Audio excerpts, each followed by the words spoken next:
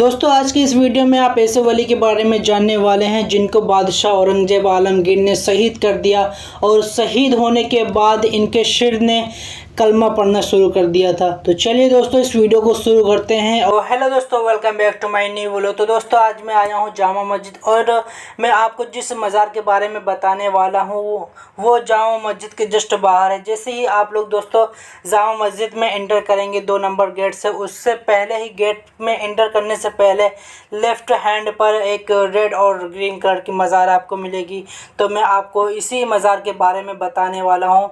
और ये दोस्तों इस मज़ार के बारे में कहा जाता है कि जब बादशाह औरंगजेब आलमगीर ने इनको शहीद करा तो शहीद होने के बाद इनके सिर ने कलमा पढ़ना स्टार्ट कर दिया था। तो चलिए दोस्तों वीडियो को शुरू करते हैं। दोस्तों आप जो ये रेड कलर के मज़ार देख रहे हैं ये हज़रत सूफ़ी सरमद शहीद की मज़ार है और मैं आपको आज इन्हीं के बारे में बताऊंगा। तो दोस्तों इनका जन्म 1590 ईस्वी को ईरान के शहर काशान में हुई थी, इसीलिए इनको काशानी भी कहा जाता था। और दोस्तों हज़रत सूफ़ी सरमद शहीद की पैदाइश एक यहूदी घराने में हुई थी और ये बड़े होकर एक ताजिर बन गए और ये नक्काशी और तराशी हुई चीजें बेचा करते थे। और दोस्तों हजरत सूफी सरमद शहीद अपने बिजनेस को बड़ा करने के लिए हिंदुस्तान की तरफ रवाना हो गए, क्योंकि इनके सामान की कीमत हिंदुस्तान में बहुत ज़्यादा थी। इसीलिए इन्होंने सोचा कि क्यों ना हम हिंदुस्तान की तरफ चलते हैं। और दोस्तों जब हजरत सूफी सरमद शहीद हिंदुस्तान आए तो यहाँ पर मुग़ल बादशाह शाहजहाँ की हुकूमत थी, जो मुग़ल बादशाह औरंगजेब आलमगीर के वालिद थे। और हजरत सूफी सरमद हिंदुस्तान के ठटा शहर में रुके हुए थे और यहीं से ही अपना कारोबार शुरू कर दिया। और स्टार्टिंग में इन्होंने अमीर लोगों की तलाश करना शुरू कर दी और हजरत सूफी सरमद शहीद अमीर लोगों के पास जाते और उनसे मुलाकात करते और अपने कारोबार के बारे में बात करते ताकि ये अमीर लोग इनके सामान को खरीद सकें।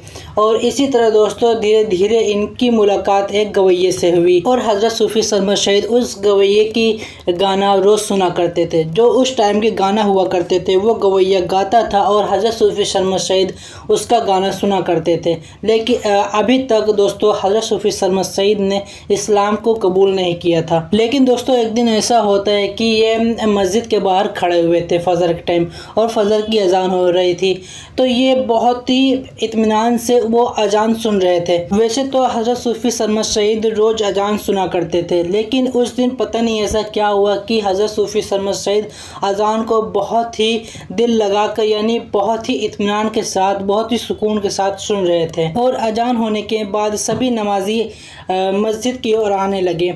जैसे ही सीढ़ियों से चढ़कर मस्जिद के अंदर जाने लगे तो सूफी सरमद शहीद के कंधे पर एक शख्स ने हाथ रखा और उनसे कहा कि भाई आप बाहर क्यों खड़े हैं, चलिए अंदर नमाज़ पढ़िए चल के। तो हज़रत सूफी सरमद शहीद ने कहा कि मैं मुसलमान नहीं हूँ, मैं एक यहूदी हूँ। तो उस शख्स ने कहा कि तो क्या हुआ, आप यहूदी हैं तो क्या हुआ, आप हमारे साथ चलिए, आप नमाज़ पढ़ने का तरीका देखिए, सब चीज़ देखिए, अगर आपको पसंद आता है तो इस्लाम धर्म को कबूल कर लीजिए वरना आपकी मर्ज़ी। और फिर हज़रत सूफी सरमद शहीद मस्जिद के अंदर गए और इमाम साहब की तकरीरों को सुना और उससे बहुत मुतासिर हुए। और नमाज पूरी होने के बाद हज़रत सूफी सरमद शहीद ने इमाम साहब से दरख्वास्त की कि आप हमें कलमा पढ़ाएं और हमें मुसलमान बना दें। और इस्लाम कबूल करने के बाद इनका नाम सईद रखा गया, जो आज हम लोग हज़रत सूफी सरमद शहीद कहते हैं। और इस्लाम कबूल करने की ये बात पूरे ठाटा शहर में फैल गई कि एक ईरान के शहर के काशान से आया हुआ एक यहूदी इस्लाम धर्म को कबूल कर लिया है और मुसलमान हो गया है। लेकिन बहुत से लोगों को इनका मुसलमान होना पसंद नहीं आया और बहुत सारे लोगों ने मिलकर इनको ठाटा शहर से बाहर निकाल दिया। और ठाटा शहर से रवाना होते हुए ये लाहौर गए और लाहौर के बाद ये हैदराबाद पहुँचे और फिर हैदराबाद से रवाना होकर ये दिल्ली पहुँचे। दिल्ली के जामा मस्जिद में इन्होंने क़याम किया और दिल्ली के जामा मस्जिद के बाहर इन्होंने अपना क़याम किया।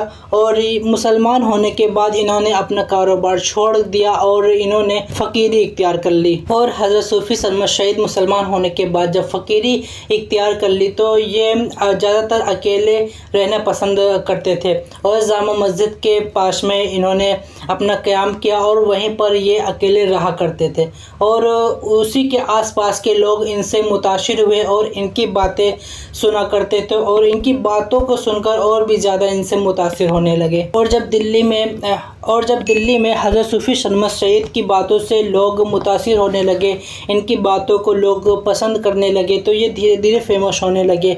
और जो उस दौर के जो मुग़ल बादशाह शाहजहाँ थे और उनके बड़े बेटे दारा शिकोह थे, वो भी औलिया और वलियों के बहुत ही आशिक थे। और फिर उस दौर के मुग़ल बादशाह शाहजहाँ के बड़े बेटे दारा शिकोह ने हज़रत सूफ़ी सलमत शहीद को अपने दरबार में बुलाया और हज़रत सूफ़ी सलमत शहीद उनके दरबार में हाजिर हुए और दारा शिकोह और हज़रत सूफ़ी सलमत शहीद के बीच इल्म के बारे में बहुत सी बातें होने लगी और हज़रत सूफ़ी सलमत शहीद की बातों से उस दौर के मुग़ल बादशाह शाहजहाँ के बड़े बेटे दारा शिकोह बहुत ही मुतासिर हुए। और फिर उसके बाद दारा शिकोह हज़रत सूफ़ी सलमत शहीद की बहुत ही इज़्ज़त किया करते थे और धीरे धीरे वहाँ के मुसलमान हज़रत सूफ़ी सलमत शहीद की बहुत ही इज़्ज़त करने लगे। लेकिन जब मुग़ल बादशाह शाहजहाँ ने अपना अगला गद्दी नशी दारा शिकोह को बनाया तो उनके बाकी बेटों ने बगावत कर दी और उस बगावत में सबसे आगे मुग़ल बादशाह औरंगज़ेब शामिल थे।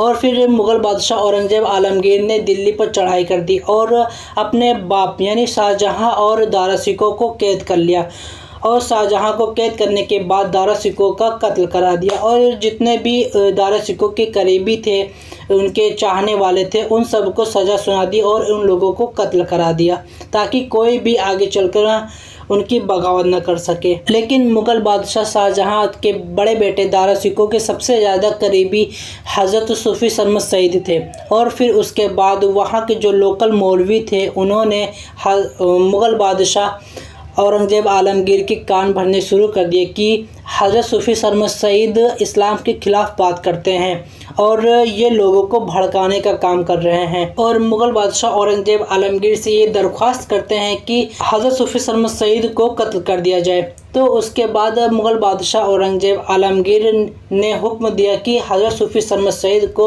मेरे सामने पेश किया जाए और मुग़ल बादशाह औरंगज़ेब आलमगीर के कहने पर हज़रत सूफ़ी सलमत शहीद को कैद कर मुग़ल बादशाह औरंगज़ेब आलमगीर के सामने पेश किया गया और हज़रत सूफ़ी सलमत शहीद बरहाना ही मुग़ल बादशाह औरंगज़ेब आलमगीर के सामने पेश हुए और हज़रत सूफ़ी सलमत शहीद के ऊपर बहुत ही इल्ज़ाम लगाए गए। सबसे पहला इल्ज़ाम ये लगाया गया कि ये बरहाना ही रहते हैं जबकि ये शरीयत के खिलाफ है। तो हज़रत सूफ़ी सलमत शहीद ने फरमाया कि एक चोर है दिल में जिसने चुरा लिया, जिसका मतलब उन्होंने बताया कि जिस्म का नंगा होना उतना बुरा नहीं है जितना इंसानियत का नंगा होना है। और हज़रत सूफ़ी सलमत शहीद ने कहा कि मेरा तो सिर्फ जिस्म ही बरहना है, यहाँ तो लोगों का इंसानियत ही बरहना है। और फिर बादशाह औरंगज़ेब आलमगीर ने काजी से कहा कि ये कोई इतना बड़ा जुर्म नहीं है जिससे इनका कत्ल किया जाए, कोई और जुर्म बताओ।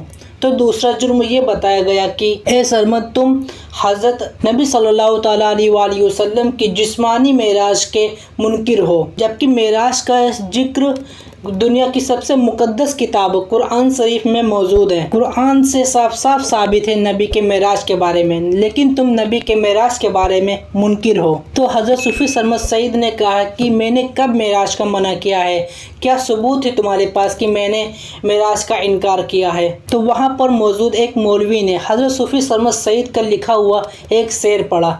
वो शेर इस तरह था और फिर उसका मतलब बताया कि नबी सल्लल्लाहु तआला अलैहि वसल्लम फलक पर गए, सातों आसमान की तरफ गए और सरमद कहता है कि सातों आसमान हुजूर के सीने में मौजूद है, क्योंकि नबी सल्लल्लाहु तआला अलैहि वसल्लम का सीना अल्लाह का अर्श है और सातों आसमान अर्श के अंदर ही होते हैं। तो हज़रत सूफ़ी सरमद सईद ने फरमाया कि इसमें मेराज का इनकार कहाँ है, बस तुम्हें इतना इल्म नहीं है कि तुम मेरे शेर को समझ सको। और वहाँ पर मौजूद सारे मौलवी खामोश हो गए, किसी ने कोई जवाब नहीं दिया। और फिर उसके बाद हज़रत सूफ़ी सरमद सईद के ऊपर तीसरा इल्ज़ाम लगा कि तुम पूरा कलमा नहीं पढ़ते हो। और ये बात मुग़ल बादशाह औरंगज़ेब आलमगीर को भी मालूम थी। और मुग़ल बादशाह औरंगज़ेब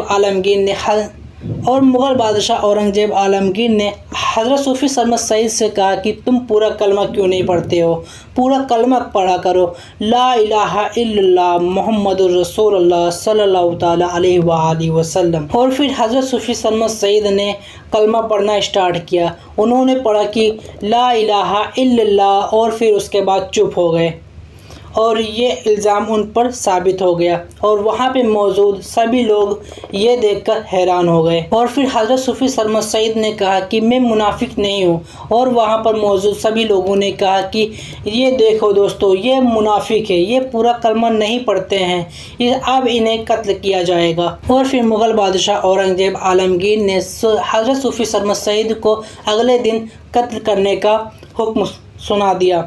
और फिर हज़रत सूफ़ी सरमद सईद के पास रहने वाले एक दरवेश ने उनसे गुजारिश की कि बाबा आप इन लोगों की बात क्यों नहीं मान लेते, आप पूरा कपड़ा पहना करें और पूरा कलमा पढ़ा करें, ये झगड़ा ख़त्म करो और आपकी जान भी बच जाएगी इससे, आप पूरा कलमा पढ़ लीजिए और कपड़े पहन लीजिए। तो हज़रत सूफ़ी सरमद सईद ने फरमाया कि मंसूरुल अल हाज का वाक़या बहुत ही पुराना हो गया है, मुझे उसे दोबारा से जिंदा करना है। मंसूरुल अल हज का वाक़या भी दोस्तों इसी तरह है, वो अल हक का नारा लगाया करते थे और इसीलिए दोस्तों उनको भी इसी तरह शहीद कर दिया गया था। हज़रत सूफ़ी सरमद सईद को कत्ल करने का वक्त करीब आ गया और इनको दिल्ली के जामा मस्जिद में लाया गया। जब जल्लाद अपनी तलवार से हज़रत सूफ़ी सरमद सईद को शहीद करने ही वाला था तो हज़रत सूफ़ी सरमद सईद ने अपना चेहरा आसमान की तरफ किया और आसमान की तरफ चेहरा किया और फरमाने लगे कि तेरी खातिर कुर्बान हो रहा हूँ, आजा, किसी भी सूरत में आजा, लेकिन तू आ जा। और फिर उसके बाद जल्लाद ने हज़रत सूफ़ी सरमद सईद की गर्दन पर अपनी तलवार का वार किया और हज़रत सूफ़ी सरमद सईद का सिर शरीर से अलग हो गया। और खलीफा इब्राहिम कहते हैं कि हज़रत सूफ़ी सरमद सईद को आज तक किसी ने पूरा कलमा पढ़ते हुए नहीं देखा और ना ही सुना, लेकिन जैसे ही हज़रत सूफ़ी सरमद सईद को शहीद किया गया, उनका सर धड़ से अलग किया गया, वैसे ही हज़रत सूफ़ी सरमद सईद का सर पूरा कलमा पढ़ना स्टार्ट कर दिया और हज़रत सूफ़ी सरमद सईद के कटे हुए सिर से 3 बार मुकम्मल कलमा पढ़ने की आवाज़ आने लगी। तो दोस्तों ये होते हैं अल्लाह के करीबी। तो दोस्तों आपको हज़रत सूफ़ी सरमद सईद का वाक़या आपको कैसा लगा? आप दोस्तों जब दिल्ली के जामा मस्जिद में आएंगे और 2 नंबर गेट से जैसे ही आप एंट्री करेंगे, वैसे ही दोस्तों आपको राइट हैंड पर एक रेड और ग्रीन कलर की मज़ार दिखेगी। जो रेड कलर की मज़ार है दोस्तों वो हज़रत सूफ़ी सरमद सईद की मज़ार है। और वहीं पर दोस्तों एक छोटी सी मस्जिद भी बनी हुई है और जहाँ पर दोस्तों हज़रत सूफ़ी सरमद सईद की मज़ार है, उसी के जस्ट बगल में एक छोटा सा उसी टाइम का एक कुआं है। और दोस्तों हज़रत सूफ़ी सरमद सईद को 1661 ईस्वी को शहीद किया गया था। और जब हज़रत सूफ़ी सरमद सईद को शहीद किया गया था तो रबीउल अव्वल की 18वीं तारीख थी और हर साल दोस्तों रबीउल अव्वल की 18वीं तारीख को हज़रत सूफ़ी सरमद सईद का उर्स होता है। तो दोस्तों आपको हमारी ये वीडियो कैसी लगी आप लोग कमेंट में ज़रूर बताएं और हमारे वीडियो को लाइक करें। और अगर आप लोग चैनल पर पहली बार हैं तो चैनल को सब्सक्राइब करें, वीडियो को लाइक करें। मिलते हैं आपसे इसी तरह अगले व्लॉग में।